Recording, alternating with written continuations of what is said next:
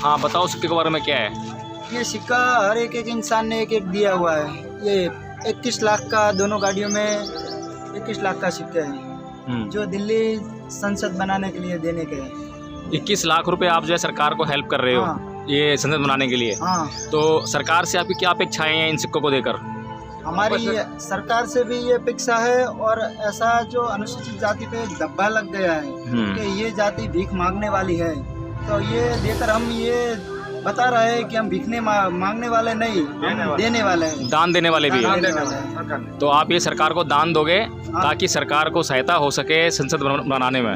हाँ। और आपकी अपेक्षाएं हैं सरकार से कि जो छुआछूत मुक्त अभी भारत नहीं हुआ है और भारत सरकार जो 75वां अमृत महोत्सव आज़ादी का मना रही है, तो उसको मनाने की सार्थकता तभी साबित हो सकती है जब भारत जो है छुआछूत मुक्त हो जाए। हाँ, बराबर।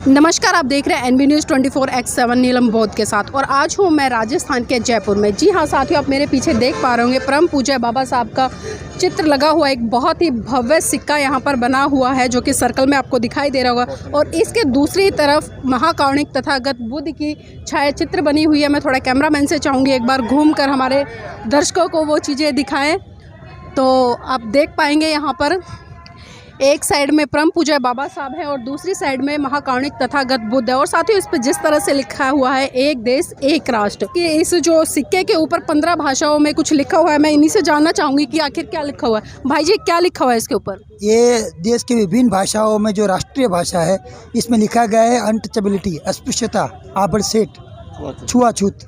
मतलब कौन कौन सी लैंग्वेज है ये? ये गुजराती है, हिंदी है, मलयालम है, तमिल है, उर्दू है, उड़िया भाषा है, पंजाबी है, अलग। तो देखिए जिस तरह से बताया है कि 15 भाषाएं इस सिक्के के ऊपर लिखी हुई हैं और जिसमें कि छुआछूत को ख़त्म करने का संदेश दिया गया है। और आप देख पा रहे होंगे कि जो पृथ्वी है हमारी, आप देखते होंगे कि पृथ्वी गोल है और उसी के ऊपर इस सिक्के को उकेरा गया है जितनी खूबसूरती से। और इसका वजन साथियों जानकर आप हैरान हो जाएंगे, 1111 किलोग्राम का ये सिक्का है जो कि विश्व में सबसे बड़ा और सबसे ज़्यादा हैवी सिक्का है। इस तरह से आप देख पा रहे होंगे, अगर मैं ये कहूँगी कि अचंभों से भरी ये यात्रा है तो इसमें कोई अतिशयोक्ति नहीं होगी। जिस तरह से ये इतना अद्भुत सिक्का, इतना विशाल, इतना भव्य बनाया गया है। इसी के साथ साथ में आप 2 गाड़ियां देख पा रहे होंगे और ये कोई साधारण गाड़ियां नहीं है। देखने में साधारण गाड़ियां जिस तरह से आम गाड़ियां होती है उसी तरह से गाड़ियां, लेकिन इन गाड़ियों की जो विशेषता है वो जानकर शायद आप चकित रह जाए, सोचने पर मजबूर हो जाए कि आखिर इन गाड़ियों में ऐसा क्या है। तो एक बार मैं कैमरामैन से चाहूँगी कि वो थोड़ा नज़दीक आकर हमारे दर्शकों को दिखाए। साथ ही आपको दिखाई दे रहा होगा कि इस जो गाड़ी है इसमें सिक्के हैं और एक एक के सिक्के हैं और इन सिक्कों के पीछे क्या लॉजिक है, क्यों इकट्ठे किए गए हैं, कहां से लेकर आ रहे हैं। और जो दूसरी गाड़ी आगे खड़ी है उसमें भी इसी तरह के सिक्के जो पैकेट हैं वो बने हुए हैं। तो मैं पहले यहाँ पर जानना चाहूँगी, भाई जी नाम क्या आपका? भिखा भाई। भाई जी, जो ये सिक्के का पैकेट है बहुत भारी है, तो एक इसमें कितने सिक्के हैं? एक में 1000 रुपये है, एक बंडल में। एक पैकेट में मतलब इस बंडल में 1000 रुपये हैं। तो टोटल कितने बंडल है आपके पास में? टोटल इसमें कोई गिनती नहीं है। दोनों गाड़ी में 10-10 लाख रुपये, 22 लाख, 11-22 लाख रुपये है। मतलब 22 लाख एक गाड़ी में? एक गाड़ी में 10-11 लाख है, दोनों गाड़ी में 22 लाख रुपये है। तो साथियों आप देख रहे हैं, बहुत ही चौंकाने वाली चीज़ें हैं और पहली बार हमने देखे हैं कि इतने बड़े स्तर पर सिक्के 11 लाख एक गाड़ी में है और 11 लाख दूसरी गाड़ी में है। और इतना ही नहीं, जहाँ जहाँ से ये यात्रा निकल रही है, ये जो रुदल यात्रा है ये निकल रही है, हर व्यक्ति, और जहाँ जहाँ से ये और जहाँ जहाँ से ये भीम रुदन यात्रा निकल रही है वहाँ पर लोग इनको बढ़ चढ़कर इस तरह की थैलियाँ भेंट के रूप में दे रहे हैं। और इसके पीछे कारण क्या है और भी लोगों से जानने का प्रयास करेंगे। भाई जी नाम क्या है? मेरा नाम किरीट राठौड़ है। कहाँ से हैं आप? मैं गुजरात से हूँ, अहमदाबाद से हूँ। इस यात्रा में शुरू से जुड़े हुए हैं हम जी। तो जो इतने सिक्के इकट्ठे किए गए हैं, इनकी जो वैल्यू अगर हम बात करें 22 लाख है, तो 22 लाख के सिक्के कहाँ पर लेकर जा रहे हैं और इन्हें किसको भेंट करेंगे? ये जो पूरा मसला है छुआछूत मुक्त भारत बनाने का जो मसला है, तो उसमें ये जो लोग जुड़े हुए, हमने एक इस आंदोलन में एक नींव रखी थी कि इस आंदोलन में वही जुड़ेगा जो अपना 1 रुपया देगा। तो कुल फैमिली में 5 लोग रहते हैं तो 5 रुपया वो 5 सिक्का देते हैं। तो 20 लाख लोग अभी तक जुड़ चुके हैं। अभी तक इस यात्रा में कुल मिला के 22-23 लाख सिक्के हो गए हैं। तो हम ये बोलते हैं कि ये आंदोलन कोई एक व्यक्ति का नहीं है, ये पूरे समाज का आंदोलन है, ठीक है। तो पूरे समाज का आंदोलन कैसे बनता है, तो हम 1 रुपया इसमें देते हैं चंदा, इसलिए तो वो जुड़ता है तो लगता है मुझे ये छुआछूत ख़त्म करनी है, इसलिए जुड़ता है। और ये सिक्के का क्या करना है, तो ये सिक्का जो नई संसद बन रही है देश की, तो उस संसद में हम देना चाहते हैं, क्योंकि इस संसद से ही पूरा देश का कार्यभार चलता है। संसद ही पूरी नीति बनाती है, संसद ही पूरा कानून बनाती है। तो बहुत दुख के साथ हमको आज कहना पड़ता है कि 75 साल के बाद भी आज़ादी के अमृत महोत्सव सरकार की भव्य उजवनी कर रही है, लेकिन इस उजवनी के पीछे जो पर्दे के पीछे जो अस्पृश्यता है, छुआछूत है, वो अभी ख़त्म नहीं हुए।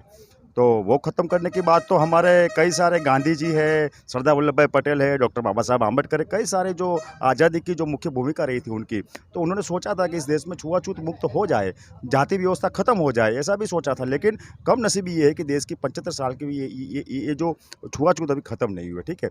तो कॉन्स्टिट्यूशन में तो लिखा है आर्टिकल 17 में कि छुआछूत को ख़त्म कर दिया है, कागज़ पे ख़त्म किया है, कॉन्स्टिट्यूशन में ख़त्म किया है, लेकिन अभी तक वो रिसेंटली चालू है आज़ाद भारत देश में। तो बहुत बड़ा मुद्दा है कि ये जो 47 में जब देश आज़ादी की 100 साल की उजवनी करेगा, तो क्या छुआछूत मुक्त भारत होगा क्या? हम ऐसा मानते हैं कि छुआछूत मुक्त भारत होगा तो ये विश्व गुरु बन सकेगा। छुआछूत जब तक रहेगी तो ये विश्व गुरु नहीं बन सकता, ठीक है। तो देखिए जिस तरह से लोगों ने यहाँ पर बताया और बहुत ही अच्छा कॉन्सेप्ट लेके चल रहे हैं। आज भले मतलब सरकारें आज़ादी का 75वां उत्सव मना रही हैं, लेकिन कहीं ना कहीं जिस तरह से आज जो गुजरात से एक यात्रा निकल कर आई है और उस यात्रा ने एक बहुत बड़ा संदेश दिया है कि आज भी 75 साल के बाद में लगातार जिस तरह से एक बहुत बड़े वर्ग पर, जाति के आधार पर शोषण, अत्याचार होता है, छुआछूत होती है, उसी कॉन्सेप्ट को लेकर वो राष्ट्रपति भवन तक कूच कर रहे हैं। और ये दूसरी गाड़ी है साथियों जिसमें कि वही सिक्के हैं जो मैं अभी आपको अगली गाड़ी में दिखा रही थी, और हर पैकेट में 1000 की संख्या में सिक्के हैं। तो इसी से आप समझ सकते हैं कि कम से कम इस यात्रा में 20 लाख लोग अब तक जुड़ चुके हैं। और कहते हैं ना कि 20 लाख रुपए की कोई राशि ज़्यादा नहीं है, लेकिन सबसे महत्वपूर्ण ये बात है कि इस यात्रा को सफल बनाने के लिए, इस कारवां को आगे बढ़ाने के लिए प्रत्येक व्यक्ति ने अपना 1-1 रुपया दिया, जिससे कि वो दर्शाता है कि हाँ, देश में जो जातीय व्यवस्था पनप रही है उसको जड़ से खत्म किया जाए, ताकि समानता, बंधुता और भाईचारे का संदेश देते हुए समानता स्थापित की जाए। लेकिन देखना है कि ये जो यात्रा है कितनी सफल होती है और इस तरह की यात्राओं से सरकार की कितनी आंखें खुलती हैं। सोचने वाला सवाल है। ये लोग तो लगातार लगे हुए हैं, लेकिन सवाल ये भी बनता है कि जो लोग जातीय भेदभाव कर रहे हैं ये उनकी भी जिम्मेदारी है, क्योंकि जिस वर्ग पर हो रहा है वो तो लगातार सदियों से अपनी मांग को बुलंद कर रहा है, अपनी आवाज़ को बुलंद कर रहा है और लगातार एक देश में समानता बनाने के लिए प्रयास कर रहा है। और इसी प्रयास में गुजरात से लेकर दिल्ली तक की ये यात्रा है और जिस तरह से लगातार मैं आपको दिखा रही हूँ। और साथियों इस यात्रा में बहुत बड़ा कारवां है, सैकड़ों की संख्या में गाड़ियां हैं और इसी से आप समझ सकते हैं कल ये यात्रा दिल्ली में जाकर खत्म होगी राष्ट्रपति भवन पर। राष्ट्रपति भवन पर जो विश्व का सबसे बड़ा सिक्का है, जिसका मैंने वजन बताया था